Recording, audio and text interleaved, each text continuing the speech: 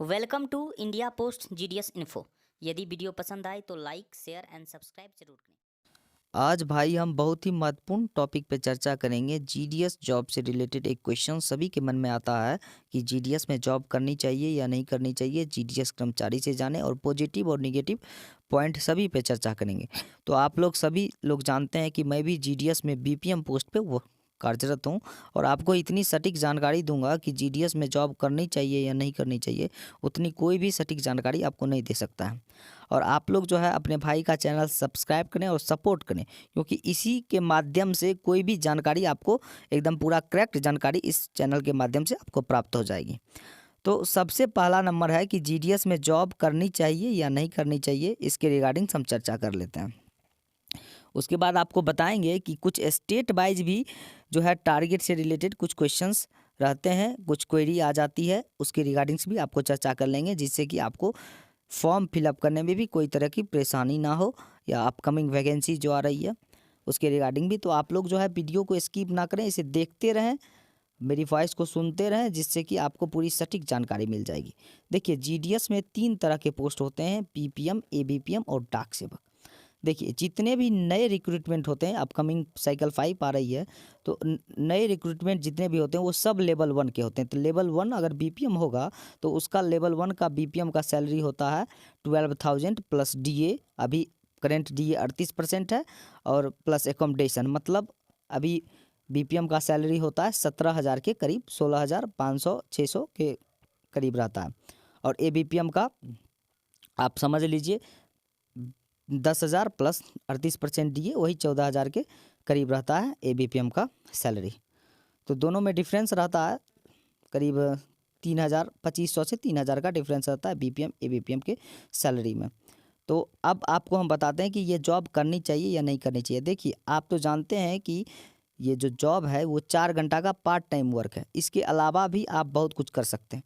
आप 4 घंटा के बाद आप अगर ट्यूशन कर रहे हैं, अगर हम लोग के नए जनरेशन्स के बच्चे हैं ही, ट्यूशन भी कर सकते हैं, कोचिंग भी चला सकते हैं, या अगर शॉप चलाना चाहते हैं वो भी चला सकते हैं, क्योंकि इसका टाइमिंग जो रहता है 7 से 9 और 3 से 5 रहता है टाइमिंग।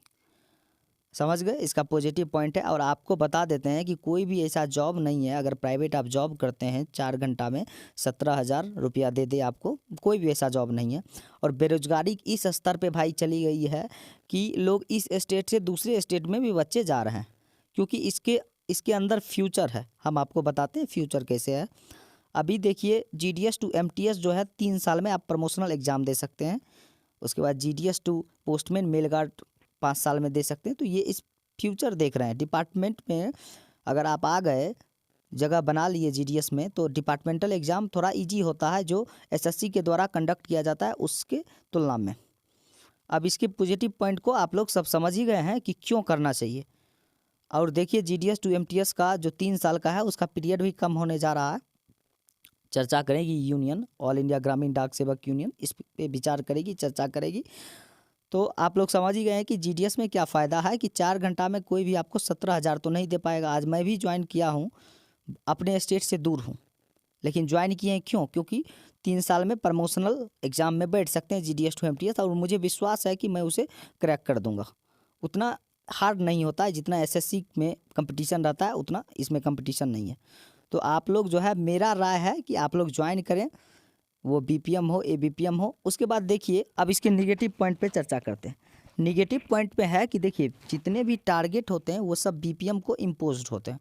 जितने भी टारगेट अकाउंट से related, SB account, SSA account, RD, TD, तो बीपीएम वाले पोस्ट को सैलरी भी ज़्यादा थोड़ा मिलती है, और उसको टारगेट भी इम्पोज्ड होता है, तो थोड़ा परेशानी हो जाती है। लेकिन नॉर्थ ईस्ट सर्कल के रीजन में जितने भी डिविजन्स हैं उसमें कोई तरह का उतना वर्कलोड नहीं रहता है, बीपीएम को भी कोई तरह का परेशानी नहीं है, लेकिन एकोमोडेशन का परेशानी है। उसके बाद देखिए, इधर यूपी हो या बिहार हो या और अदर स्टेट हो, तो उसमें थोड़ा टारगेट से रिलेटेड बीपीएम को परेशानी हो जाती है। अब बता देते हैं एबीपीएम का। एबीपीएम में 2 तरह के पोस्ट होते हैं, एमडी और एमसी। एमडी को कहते हैं मेल डिलीवर, और एमसी को कहते हैं मेल कैरियर। मेल कैरियर का मतलब है एसओ से बीओ में चिट्ठी लाना, और एमडी का काम है उस बीओ के अंतर्गत जितने गांव हैं उसमें चिट्ठी को डिलीवर कर देना। तो अगर एमडी का क्षेत्र बड़ा होगा, अगर 10 गांव के अंदर में वो होगा, तो थोड़ा परेशानी हो जाती है। यही सब है निगेटिव पॉइंट में। और समझ ही गए हैं कि मेडिकल सुविधा नहीं है, लेकिन आपको 4 घंटा के अंदर उतना रुपया मिल रहा है, बहुत है भाई। और धीरे धीरे बढ़ेगा ही ना, डीए बढ़ता ही है। और इतना तो धीरे धीरे सुधार भी हो रहा है, बहुत सारा फैसिलिटी आ रही है जीडीएस के अंदर। अब डिवाइस भी चेंज हो जाएगा आरआईसीटी, तो धीरे धीरे चेंजेस हो रहा है। तो थोड़ा टारगेट से रिलेटेड बीपीएम को परेशानी होती है। और अगर मान लीजिए पहाड़ी इलाका है, जैसे नॉर्थ ईस्ट में मेघालय है, ये अरुणाचल प्रदेश है, इस तरह का है, तो वहाँ थोड़ा एमडी को दिक्कत हो जाता है लेटर डिस्ट्रीब्यूट करने में, तो ये सारी समस्या आ जाती है। तो टोटली एक ही लाइन में मेरा कहना है भाई कि जॉब तो मिल नहीं पा रही है, इसीलिए आप लोग जो है इसको ज्वाइन ज़रूर करें, पॉजिटिवली लें। आज ना कल अगर आप मान लीजिए इसके साथ साथ आप तैयारी भी कर सकते हैं, आज ना कल अगर आप बेहतर जॉब पा लेते हैं तो आप लोग उसे ज्वाइन कर लें, इसे रिजाइन कर दें।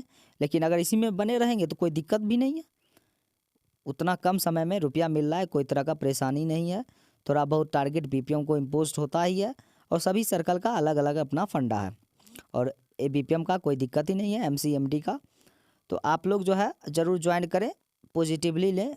मैं भी बीपीएम पे कार्यरत हूँ तो समझ ही रहा हूँ, तो पॉजिटिवली लें और ज़रूर ज्वाइन करें।